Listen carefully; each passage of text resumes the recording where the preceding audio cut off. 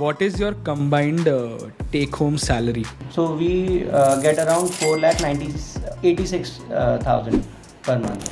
29-30 की young age में how does one start earning 2 to 3 lakhs? Mutual fund का combined portfolio we have around 65 lakhs and 32 lakhs के हमारे पास RSUs हैं plus her house as well. बताइए fix your finance में आने के मेन कारण क्या है? I want to be financially independent till 40 to 45 years of age. And I also saw a lot of fire related videos. All of them look like a fairy tale to me.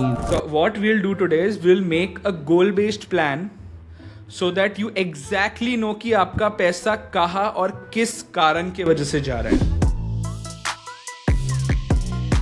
Hello and welcome to a new episode of Fix Your Finance.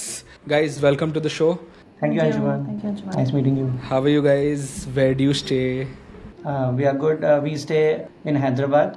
We have been married for more than a year now. And क्या आप लोग हैदराबाद से हो कि काम से हैदराबाद में shift हुए? So I'm from Delhi and UP. We met here in Hyderabad and we work here. That's why we are here. We work in the same company and that's where we met. क्या करते हो guys? I am a data analytics manager and is a program manager. बताइए fix your finance में आने के main कारण क्या है? So I was looking at a lot of videos lately. From there, I figured out a term called FIRE.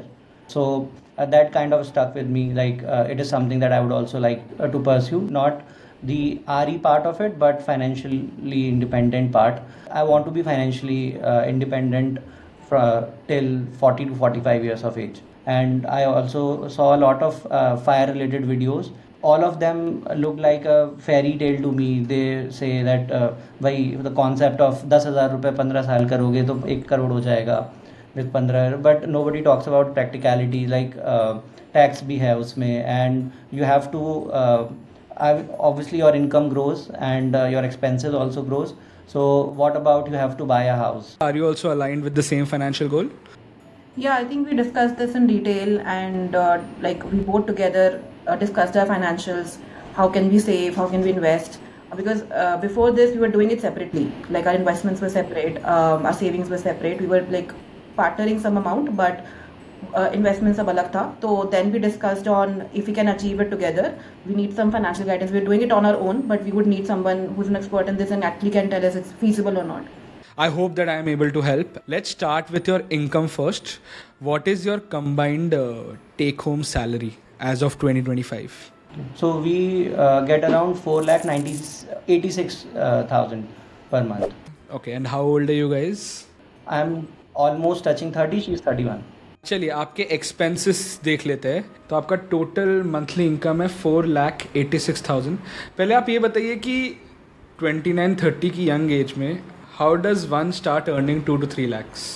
So for me, I started from Amazon, but my package was very low. It was about 3 lakhs per annum. So I worked there for 5 years. My package got increased till 10 to 11 lakhs per annum, and then I made a switch to my current company where I got good hikes and got a promotion as well. So that's where I started from around 15 to 16 lakhs package, and now it is at 35 plus in these 3 years. What about you? कितना साल हो गया आपको काम करे हुए? So total work experience is 8 years. I've done my graduation in mathematics and post-graduation in operation research. I got placed into an analytics firm. So I think that was the changing point in my career because analytics was booming at that point. It was like you're at the right time at the right place. So that's when they gave us trainings about all these coding. I worked there for 2 years, then switched to Amazon. And because Amazon being a big tech firm, it gives you a very big boost in your career. That is when my package actually from 14 turned to 20 and above 20. During the Great Resignation era, I also tried to use that during Corona. And again got a hike, a very big hike around 100% in a startup. That got my package above 30. I switched within 6 months, and because I was switching so frequently, I was getting good hikes. And then in my current company, I'm going to complete 3 years in this company. But within this time frame, I got good hikes. RSUs are good, stocks are good, the benefits are good. And during this time, my like overall package has gone up to like 60 CTC. So that's when like I would suggest like you have to change frequently companies in order to get your income higher. So that's the thing that I did. I love that you called it the great resignation era. That's a first for me. तो आपने कहा RSU stock options मिलते हैं. What are some incentives of working in this company? So we get free food in office. We get daily 2 rides to and from home free, and on top of that we get around 4,000 worth of credits on a monthly basis that we can use, which gets lapsed at the end of the month. Apart from that, we have wellness reimbursement of around 5,500 rupees per month. That's pretty much it, and we have health insurance as well for 7.5 lakhs per person. Per person. Term insurance मिलता है company के side से? Not sure about that. Actually, I'm yet to check that if our health insurance includes term insurance. But I have taken a personal term insurance of 1 crore cover. 1 crore cover. What about you? So my father has taken up for me like very long time back. So I've not really got into that. Most of the insurance he was taking care of while we were like in our childhood. So health insurance as well as term insurance is already taken care of. Any idea about the cover? I think it would be like 1 crore. And performance linked payouts होते हैं इस company में, like year end bonuses या कुछ? Yeah, so we have a combined year-end bonus of around 10 lakhs. 10 lakhs is the base. Like if you do your expected job, you will get 10 lakhs. If you do far above and beyond, and it can reach up to 2x, which is 20 lakhs. Beautiful. तो अगर हम smartly if you have aspirations of buying your own home, इस bonus को use करके हम एक 15-20 साल का लोन 7-8 साल में ख़त्म कर सकते हैं by just constantly working on prepaying the principal. So yeah let's start with your expenses. आपने पहले लिखा है हाउसिंग EMI/रेंट 34,000. क्या आप लोग खुद के घर में रहते हो, रेंटेड अकोमोडेशन है, what's the situation? This is rented, and we were actually planning to buy a home. Then I started watching all of these videos, and we dropped that idea. We like 10 साल बाद देखेंगे. But home ownership has to be a very big part of your financial freedom plans. अगर आपको 40-45 तक financially independent होना है, that is out of the picture if you have like a 1.5 lakhs की EMI. We'll touch that later in detail. Let's look at your other expenses. Outside food plus weekends 5,000, house help 7,000, fuel commute 3,000. Do you have a car or do you guys use cabs? So we use cabs for office purpose, but on weekends whenever we go out, we use our car. And this 3,000 number is also somewhat inflated. We usually don't end up spending that much as well on fuel. Car का loan चल रहा है कि paid of है? Loan चल रहा है. सो हाँ, तो 5 लाख का टोटल लोन लिया था, जिसमें से around 15-16 EMIs are already done.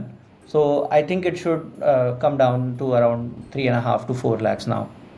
Shopping, movies, gifting 20,000, parents expenses 10,000, loan EMI 37,000. ये 37,000 में कार plus home ही है, car plus home. So I bought a home before marriage. So वो उसका EMI portion है. So that was bought for an investment purpose in Noida, where we don't live. So अभी recently ही उसका possession मिला है. Maybe after some time we'll rent it out, and that will also include to our monthly income. That brings down your total expenses to 1,40,500, which is less than 30% of your total expenses. अगर बाकी की planning ना भी करे, अगर मैं आपके सिर्फ एक्सपेंसेस को देखूँ as a proportion of your income, you guys are in line of achieving financial freedom at an earlier age. क्योंकि कंट्रोल में सारे एक्सपेंसेस कंट्रोल में. मैं क्या मदद करूँ आपकी अभी? मतलब we don't want help in fixing our finances actually, but help with growing it. So what we'll do today is we'll make a goal based plan so that you exactly know कि आपका पैसा कहाँ और किस कारण के वजह से जा रहा है. So then that will create that financial clarity which I think you guys came for. Yeah. Let's look at your monthly investments. PPF में 16,670 रुपये जा रहे हैं. मतलब आप डाल रहे हो हर महीना. पूरा 1.5 लाख दोनों का नहीं जा रहा है. हाँ, हम लोग 2 lakhs कंबाइंड डालते हैं उसमें, जो मंथली हम फिर 16 आ रहा है उसमें, और लमसम डालते हैं, इट्स नॉट मंथली। लमसम डालते? क्या आपने अप्रैल 5 के पहले पूरा 1.5 लाख रुपए डाल दिया था? एक्चुअली मैंने तो डाल दिया है, but for her 15 years got over for the PPF account, so we are currently, we have to get that account extended and then only we'll be able to invest more. When did you start discussing personal finances? When did personal finance become a part of your life? क्योंकि आपके अगर 15 साल अभी खत्म हो गए, मतलब your family started really early. Yeah. So my father was also in service. So he's like very into investments. He knows how to save it. So he started this PPF very early for me and my sister. Got it. अगर आप if there are parents who are watching this video, the biggest gift that you can give to your kids is the risk appetite. And कि वो 20s में risk ले पाए, अच्छी education कर पाए, स्टार्टअप्स में काम कर पाए, और वो तभी होगा अगर आप उनके लिए बहुत जल्दी से पैसा सेव कर पाओ, ताकि जब वो 25 के उनको पता है कि हाँ कुछ एक कॉर्पस हमारे लिए ऑलरेडी बन चुका है।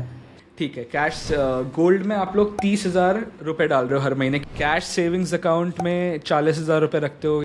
So till date we have around 2.5 lakhs saved there, and in our personal savings bank account she has around 5 lakhs, I have around 1.5 lakh. आप लोगों ने कहा कि इस महीने से आपने अपनी फाइनेंशियल प्लानिंग शुरू की है। Did you guys work on building an emergency fund? Yeah, so actually this month we got our bonuses, so we invested it all. I mean, we created a corpus of 6 lakhs actually for our emergency fund, and for rest we have credit cards. I'll have some amount of it saved, so it is in 3.5 lakhs in liquid funds and 2.5 in gold ETFs.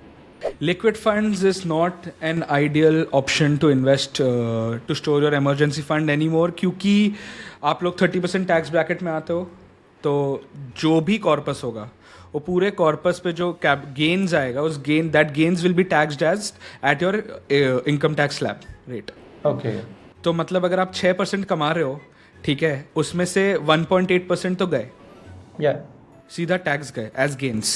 So a better way right is to just keep it in recurring deposit और fix deposits, क्योंकि उसमें भी उतना ही लगना है without any fluctuations, या फिर arbitrage funds. Okay.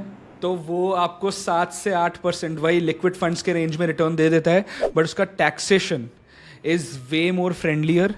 Short term में 1 साल के अंदर अगर आप बेचोगे तो आपको 20% टैक्स देना पड़ेगा गेन्स में, 1 साल बाद बेचोगे तो आपको 12.5% देना पड़ेगा on gains above 1 lakh. Got it. तो इमरजेंसी फंड के लिए आज के दिन लिक्विड फंड से बेटर है आर्बिट्राज फंड्स या फिर प्लेन वनीला रिकरिंग डिपॉजिट्स। अब बात करते हैं आपके गोल्स के बारे में। तो आप मुझे बताइए आपके शॉर्ट टर्म गोल्स क्या है? So we want to have one international vacation at least in a year and 2 domestic. This is what we planned. आपका पहला गोल है एक इंटरनेशनल वेकेशन जिसमें 2-2.5 लाख रुपए लगेंगे कि ज़्यादा? हाँ, तो हमने अभी तक 2 किए हैं साथ में, which were relatively on a budget side. I mean the locations were budget side, Bali and Thailand. तो वहाँ पे आर एक्सपेंस वाज 1 लाख पर person. South east Asian countries में 1 लाख रुपए में आप बहुत अच्छा ट्रिप कर सकते हो, ठीक है, तो 2 लाख हो रहा है। डोमेस्टिक वेकेशंस में क्या? डोमेस्टिक वेकेशंस में हमारा पर वेकेशन दोनों का मिला के 50,000। सो साल का 3 से 4 लाख का बजट। सबसे पहले तो ये बताऊंगा, क्योंकि आप लोग ऑलरेडी क्रेडिट कार्ड्स यूज़ कर रहे हो, there are a lot of travel friendly credit cards which basically reward you with flight tickets on your everyday spends. जैसे कि आपने कहा आप बाली और थाईलैंड गए थे, मेरी 6 महीने पहले जो बाली की ट्रिप थी उसके flight tickets were sponsored by my credit card. मैंने 5 लाख रुपए खर्च किए थे उस क्रेडिट कार्ड में, और वो 5 लाख के अगेंस्ट में मुझे 40,000 रुपये के टिकट्स मिले थे, 8% का रिटर्न, राइट। सो इस कार्ड का नाम है एक्सिस एटलस, उसकी एलिजिबिलिटी है 1 लाख पर मंथ की income, so you will get it easily. और इस कार्ड में अगर आप नॉर्मल स्पेंड्स करते हो तो उसमें आपको 3% का रिवॉर्ड रेट मिलता है, और अगर आप ट्रैवल बुकिंग्स करते हो तो आपको 5x रिवॉर्ड पॉइंट्स मिलेंगे। So use a good travel credit card, उससे आपकी काफ़ी फ़्लाइट टिकट्स फ्री हो जाएगी। अब आपका जो है वेकेशन वाला गोल है वो शॉर्ट टर्म गोल है, आपको हर साल करना है, तो हर महीने आपको 30 से 35 हज़ार रुपये की RD करनी है। This is for your vacation. I think child is also another financial goal. So in next 1 year we are planning. तो उसके लिए कैसे प्लान करना चाहिए और before delivery and after delivery schooling and college उसके लिए we have to start building a corpus. तो इस मामले में मेरा फर्स्ट हैंड एक्सपीरियंस नहीं है, बट मैंने जितने भी लोगों से बात की है जिनके बच्चे हुए हैं, वो जो पीरियड है, प्रेगनेंसी वाला पीरियड है and then also the delivery, उस टाइम में करीब 2.5 से 3 लाख रुपए का खर्चा होता है, including the hospitalisation and the entire medication process. Again this is a short term fund. आपको 3 लाख रुपए 1 साल में बचा के रखने हैं. आपके पास 2 ऑप्शन है, या तो आपका जो बोनस है हर साल, वो बोनस का 3 लाख रुपए आप साइड में रखिए इस गोल के लिए, या फिर अगेन आपको 30 हज़ार रुपये 25 हज़ार रुपये का साइड में एक बैंक अकाउंट में रखना है या फिर आरडी करनी है. Got it. And what about post delivery? How should we start? Like her father started PPF or something else that we can start? PPF is definitely good.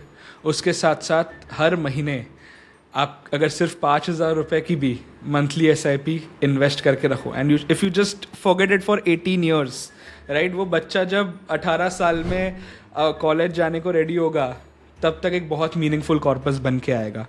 18 साल एक बहुत लंबा टाइम पीरियड है. You can invest 40 to 45% of that amount in mid cap and small cap mutual funds. The expected rate of return here I have kept at 14%, कि हाँ return 11-12 से ज़्यादा आएगा. अगर आप इसमें इन्वेस्ट करोगे तो 10,000 रुपये हर मंथ इन्वेस्ट करके 18th ईयर में 1 करोड़ रुपये का कॉर्पस बन जाएगा. उसके साथ साथ if it's a girl child, आपको सेफ इन्वेस्टमेंट करना है, सुकन्या समृद्धि स्कीम में आप इन्वेस्ट कर सकते हो. You will get a return of north of 8% without taking any risk. It's a fixed asset. तो अपना नेक्स्ट गोल है अभी घर लेने का, because as you said financial independence के लिए घर लेना तो ज़रूरी है. तो वो उसके लिए हम कैसे प्लान करेंगे? तो आप जो म्यूचुअल फंड्स में इन्वेस्ट कर रहे हो, इनका पर्पज़ ही ये है कि आप अपने बड़े बड़े खर्चों को फंड करो. आप 2 साल में अगर अपने म्यूचुअल फंड बेचोगे तो उससे आप बाइक खरीद पाओगे. अगर आप 10 साल या 7 साल इन्वेस्ट करोगे तो उससे डाउन पेमेंट निकल जाएगी. तो ये इन्वेस्टमेंट्स का पर्पज़ ही है कि आपके जो बड़े बड़े खर्चे आएंगे उसके लिए आप पैसे निकालो, राइट. जैसे घर खरीदना है, अब घर में क्या है, 20 to 25% आप डाउन पेमेंट दोगे. वो डाउन पेमेंट कहाँ से आएगा? वो डाउन पेमेंट के लिए आपको इन्वेस्ट करना पड़ेगा, so that you have that money when the time comes. Home planning का ये एक गाइड रख लो. पहले तो 5-5-35 है. 5 मतलब पहला 5 है, are you sure how your family and your location will look like after 5 years? Very important. Second, the cost of the house should be 5x your annual income.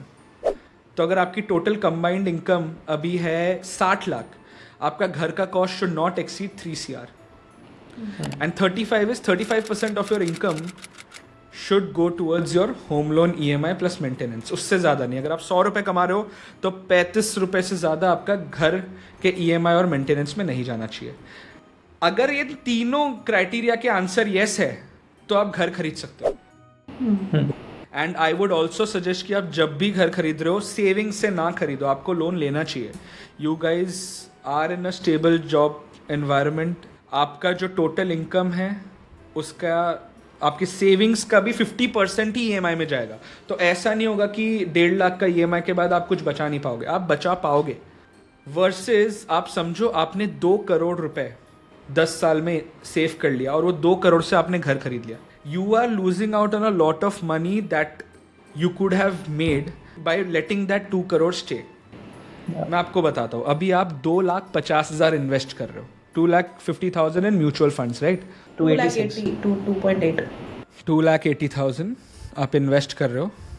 मान लीजिए आप 10 साल अच्छे से इन्वेस्ट कर रहे हो. You not disrupting your portfolio. आपने घर वर भी नहीं खरीदा और उसके बाद आप ये पूरा अमाउंट घर खरीदने में लगा देते हो. आपका 7 करोड़ का कॉर्पस बनेगा. इधर 7 करोड़ का कॉर्पस 10 साल में बन जाएगा.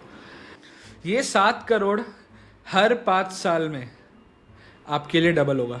Without putting in any extra money, any effort, any extra amount, right. अब अगर वो 7 करोड़ से 3-3.5 करोड़ आपने निकाल दिए घर खरीदने के लिए, तो भी while I am saying this, अगर आप 40 की उम्र में 3.5 करोड़ का घर खरीद भी लेते हो ना, you are good to go, ऐसे कोई इशू नहीं होगा, बिकॉज आपका जो कॉर्पस है वो कॉर्पस एक्चुअल में बहुत बड़ा है. सो 7 करोड़ का घर आप 10 साल बाद भी नहीं खरीदोगे, आप खरीदोगे 3 करोड़ का, 3.5 करोड़ का, राइट.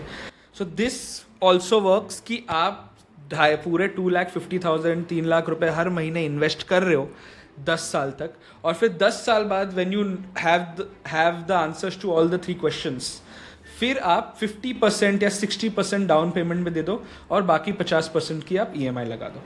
ये भी हो सकता है. EMI देने में कोई प्रॉब्लम नहीं है, वो हो जाएगा, अभी भी हो जाएगा. But we first also have to think about कि हमारा 40 to 45 की एज तक how much corpus we should have if we want to retire that day, and then we can reverse engineer and see के वहाँ पे child education कैसे plug करना है और ये घर का खर्चा कैसे प्लग करना है. ठीक है. Are we aligned with the fact कि 45 में जब हम रिटायर होंगे या फिर वो ऑप्शन हमें ओपन करना है, तब हमें डेट फ्री होना है? हाँ, तो हमारे long term goals by 45 set हो चुके हैं. Debt free with home, child education और लिविंग एक्सपेंस. अब इस लिविंग एक्सपेंसेस के हिसाब से अगर हमें कॉर्पस निकालना है तो वो नॉर्मल जो फायर का रूल है 30x योर एनुअल इनकम. तो आपके केस में 7 करोड़ 20 लाख का आपको कॉर्पस बनाना है अपने लिविंग एक्सपेंसेस के लिए. But for how much life expectancy are we looking at? So the concept of this 30x rule is that आप ये जो 7 करोड़ 20 लाख है उसमें से हर साल 3% से 4% विथड्रॉ करोगे. बाकी का जो अमाउंट है that amount is basically there to combat inflation. Okay. The concept of this is that अगर ये इन्फ्लेशन के लिए हम हमेशा एडजस्ट करके रखें then this money will stay on forever. Okay. Long term goal में हमें एक और चीज देखनी है, हमें आपके एक इमरजेंसी के लिए भी 50L साइड में रखना पड़ेगा. अ lot of times health insurance might not cover a few elements और कोई मेजर खर्चे भी आ सकते हैं, तो इसके लिए रखना चाहिए. ठीक है. तो 7.2 चाइल्ड एजुकेशन के लिए 1 CR और इमरजेंसी के लिए 50 लाख, मतलब आपको 8 करोड़ 70 लाख का कॉर्पस बनाना है और घर हटा देना है. 8 करोड़ 70 लाख को हम 10 करोड़ कर देते हैं. ठीक है. अब मुझे ये बताइए कि आपके एग्जिस्टिंग इन्वेस्टमेंट्स की वैल्यू कितनी है और उसमें से कितना अमाउंट ऐसा है कि आपको पता है 45 तक आप छूने ही नहीं वाले. तो जो हमने इस महीने से स्टार्ट किया है ये 2,96,000 इन्वेस्ट करना, we don't want to move it. इसको बढ़ाएंगे ही जैसे हमारी इनकम बढ़ेगी. दूसरा, हमारे करंट इन्वेस्टमेंट जो है म्यूचुअल फंड का combined portfolio we have around 65 lakhs, उसकी value not the invested amount, and 32 lakhs के हमारे पास RSUs हैं दोनों की कंबाइंड. ठीक है. तो 1 CR आपके पास ऑलरेडी सेव्ड है, plus her house as well. Conservatively हम ये अज्यूम करते हैं कि 1 करोड़ 30 लाख का घर है कि ज्यादा का है? अभी उसकी वैल्यू 1 CR से अबव है. अब वो 1 CR से आप कितना रेंटल जनरेट कर सकते हो? सो अभी वो एरिया इतना बूम नहीं किया है, but I am expecting 20 to 30,000 per month का रेंटल यील्ड. तो आपके जो 1 करोड़ के जो लिक्विड एसेट्स है, उस 1 करोड़ में से क्या हम अज्यूम कर सकते हैं कि आप 50% 45 तक टच नहीं करोगे कंजर्वेटिवली? I think so. हाँ. ये 50 लाख का जो कंजर्वेटिव अमाउंट है, ये अमाउंट भी 15 साल में कॉम्पाउंड होगा. आपके लॉन्ग टर्म गोल्स के लिए अगर आप 100 रुपये इन्वेस्ट कर रहे हो, उसमें से 10 रुपये गोल्ड, ग्रेट एलोकेशन, 20 रुपीज़ आप US कंपनीज में इन्वेस्ट कर रहे हो, बाकी का जो 70 रुपये उसमें से 35 रुपीज़ निफ्टी 50, निफ्टी नेक्स्ट 50, जो बाकी का 35 रुपये है उसमें से 15 से 20 रुपये आप फ्लेक्सी कैप में डाल सकते हो और बाकी का जो 15 रुपये वो मिड एंड स्मॉल कैप. ये पोर्टफोलियो का अगर आप मिक्स करते हो so you can expect a return of around 14%. ये 50 लाख रुपए अगर हम 15 साल के लिए इन्वेस्टेड रखते हैं, ये 50 लाख की वैल्यू बनेगी 3 करोड़ 13 लाख. ठीक है. तो जो आपने ऑलरेडी मेहनत की हुई है उसे बस आप वैसे ही रखोगे ना, that will make up for almost 30% of your target wealth. अब हमें कितना चाहिए था टोटल? 10 करोड़। तो 3 करोड़ इधर निकल गए जो आपने ऑलरेडी मेहनत की हुई है, और बाकी का जो 7 करोड़ है उसके लिए हम प्लान करते हैं कि सेम कॉम्पोजिशन, नथिंग चेंज्ड, जो आप कॉम्पोजिशन में अभी इन्वेस्ट कर रहे हो वही एलोकेशन को अगर आप फॉलो करोगे तो आपको कितना इन्वेस्ट करना पड़ेगा। ये 7 करोड़ अचीव करने के लिए आपको हर महीने 1,14,000 इन्वेस्ट करना है। तो जैसे हमने 10 करोड़ का एक अमाउंट बनाया था, उसमें टैक्स और इन्फ्लेशन एडजस्टेड नहीं था वो, तो how much do you think a realistic in amount should be? आप ये भी तो सोचिए, जो 10 करोड़ का जो हमने अमाउंट बनाया है उसमें हमने 2 lakh inflation adjusted amount figure पकड़ा है। 2 लाख, अभी आपके 2 लाख खर्चे है ही नहीं, अभी आपके लाख रुपए के खर्चे है। तो हमने एक्सपेंसेस को भी ऑलमोस्ट डबल करके ये अमाउंट पकड़ा है। अभी एक चीज मैं बोलना चाहूँगा, ये जो आज हमने डिस्कस किया है आप उसको बस इम्प्लीमेंट करो, डोंट ओवर थिंक। ज़्यादा वीडियोस वगैरह और मतलब देख सकते हो बट अपने प्लान को ज़्यादा चेंज मत करो। एंड ये भी याद रखना कि आपका जो एलोकेशन है वो 10 लाख 15 लाख पर मंथ में भी सेम रह सकता है। तो अगर आप सडनली बहुत कमाने लग भी गए आगे जाके, ज़रूरी नहीं है कि आप अपना प्लान बदलो। Thank you so much, guys. Thank you so much Thank you so for much. being a part of Fix Your Finance. I hope I was able to answer your questions, and best of luck for your future. Thank you. Thank you. Thank you very much. That's it for today's episode, guys. Please hit the like button, and if you are new to the show, consider subscribing. If you want help with your personal finances, please fill the form in the description below. Happy to help. See you guys next time.